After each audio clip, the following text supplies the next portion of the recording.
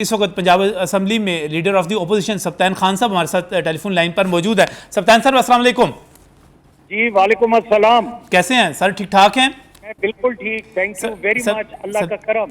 सप्तान साहब, ये तो हुकूमत ने लगता है कोई बहुत बड़ा जुआ खेल लिया और रातों रात इजलास उठा के वाने इकबाल में रह गए, आप पंजाब असम्बली में देखते रह गए।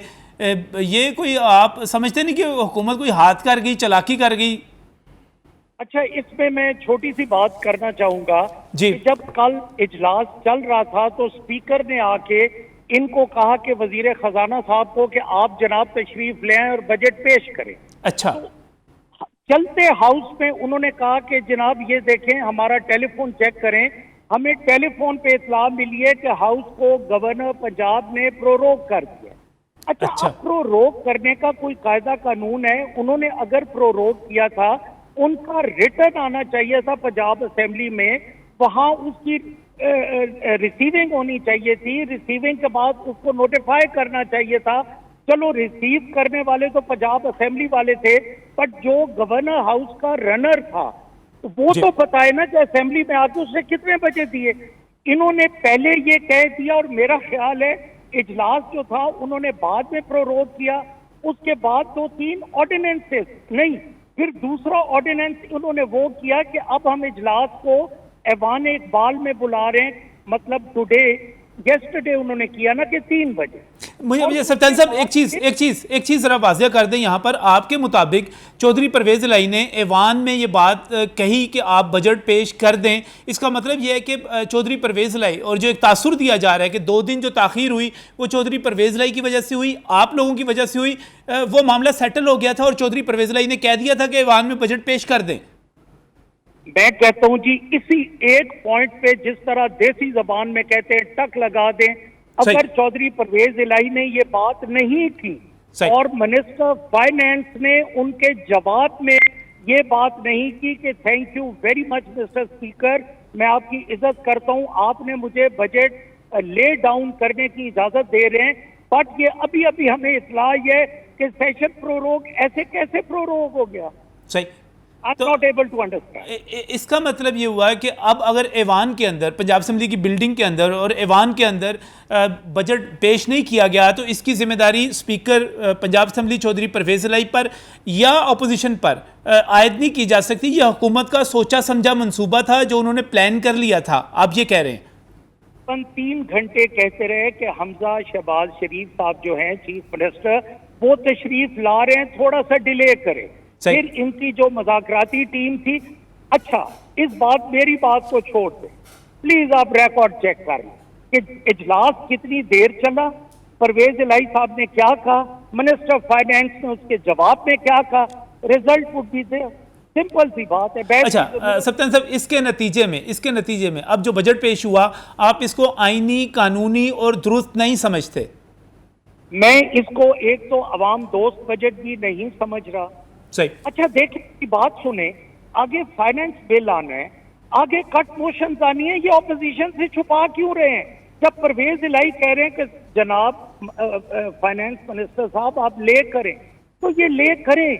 आगे कट मोशन आनी है, हम ऑपोजिशन ने इस पे बहस करनी है, हमने इसका कंपैरिजन करना है कि हमारे दौर में लेट सपोज फाइनेंस में इतने पैसे रखे गए, ब्लॉक एलोकेशन में जो चीफ मिनिस्टर की मर्जी होती है उसमें पिछले दौरों में इतने थे, पनाह गांव पे इतने थे, हेल्थ कार्ड पे इतने थे, किसान कार्ड पे इतने थे, बेनजीर इनकम सपोर्ट प्रोग्राम, जवान प्रोग्राम, तो हमसे क्यों छुपा रहे हैं?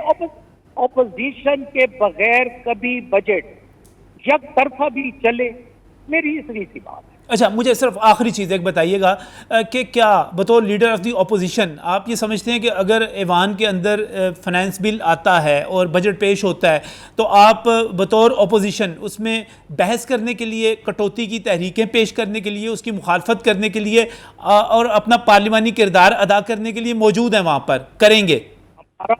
हमारा तो बायकॉट का क्यों प्लान होगा? ये देखें, ये गवर्नमेंट बन के चले ना, ये ऑपोजिशन का रोल तो ये ना लें।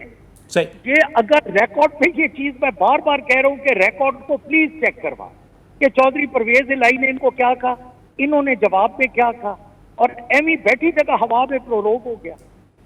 तो इसका मतलब सारी जिम्मेदारी, आज जो कुछ सिचुएशन बनी, जो कुछ हुआ, ये जिम्मेदारी मुस्लिम लीग नून और जो इत्तेहादी हुकूमत है उस पर आयद होती है।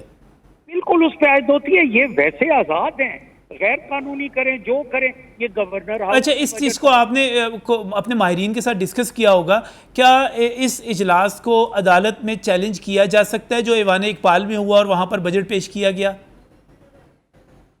होना चाहिए, इंशाअल्लाह वील डू इट। बहुत बहुत शुक्रिया, बहुत शुक्रिया, बहुत बहुत शुक्रिया। सत्यान खान साहब हमारे साथ टेलीफोन लाइन पर मौजूद थे, लीडर ऑफ द अपोजिशन, और आपकी बात की जो है तस्दीक हो गई कि आपने जो खबर दी थी। दूसरे दिन स्पीकर ने आते साथ ही वज़ीर ख़जाना को कहा कि आप बजट पेश करें, दूसरी कोई बात ही नहीं हुई।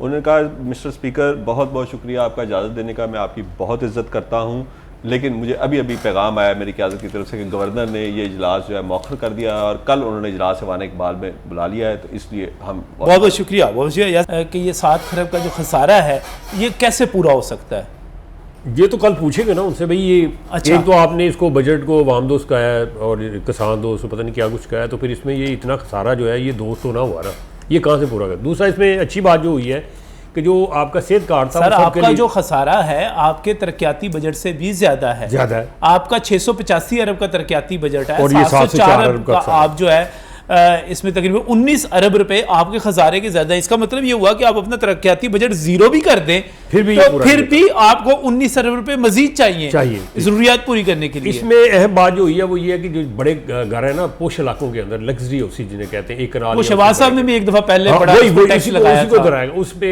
1.25 लाख से लेके 4 लाख रुपए तक टैक्स उस पर आयद कर दिया गया है। इसी तरह से जो सेहत कार्ड था 125 अरब रुपए उसके लिए रखे गए हैं, लेकिन उसमें एक अच्छी बात ये हुई है कि जो उमरा थे, जो शराफिया थी, उनको कौन सी जरूरत थी सेहत कार्ड की, उनके पास तो माल ही बहुत था, उस पर कट लगाया गया है। अपर मिडिल क्लास और उमरा जो थे उनको निकाल दिया गया है। ऐसा फैसला जो आवाम को बताना चाहिए कि वाकई जो लोग खाते पीते लोग हैं, लाखों रुपए महीना कमाते हैं, उनका प्रीमियम हुकूमत को अदा करने की जरूरत नहीं है। यानी उनको टारगेट, उनको जो है ना किरासी बोर्ड सब्सिडी देने की जरूरत नहीं, टारगेट यही होती है कि जो गरीब आदमी है, जिसको बर्डन है, जिसकी मजदूरी कम है, आमदन कम है, उसको पाकिस्तान तहरीक इंसाफ की हुकूमत एक अरबपति का भी प्रीमियम खुद अदा कर रही थी, हमारे गरीब आदमी के पैसों से, टैक्सों से अदा कर रही थी। ये दुरुस्त फैसला नहीं था। तो छोटी मोटी बीमारी को बर्दाश्त करता है, जाता ही नहीं डरते हुआ ना हॉस्पिटल में, लेकिन अमीर आदमी को छींक भी आ जाए कि सेहत कार्ड अब अमीरों के लिए जो प्रीमियम है वो खत्म कर दिया, और जो गरीब अमीर है उसको छींक भी आती है तो फौरन वो चला जाता है इलाज के लिए। ये ऐलान किया आज तकरीर में, कहा था सरदार अवैस लगारी ने डिप्टी स्पीकर को मुखातब करके कि मेरी भी हजारों एकड़ जमीन है, आपकी भी हजारों एकड़ जमीन है, हमें शर्म आनी चाहिए कि हम इस कार्ड। आप एक बात मुझे बताइएगा, आप ये कह रहे हैं कि सरदार दोस्त मोहम्मद मिजारी जो हैं वो नाअहल होने जा रहे हैं, किस तरह नाअहल होने जा रहे हैं? देखिए, मैं ये नहीं कह रहा, उसी तरह जिस तरह उन लोगों ने वोट डाला था, इन्होंने अपनी पार्लिमानी पार्टी के हुक्म की खिलाफवर्जी की, पीटीआई कोशिश करेगी, ठीक है, आगे ये फैसला इलेक्शन कमीशन ने वोट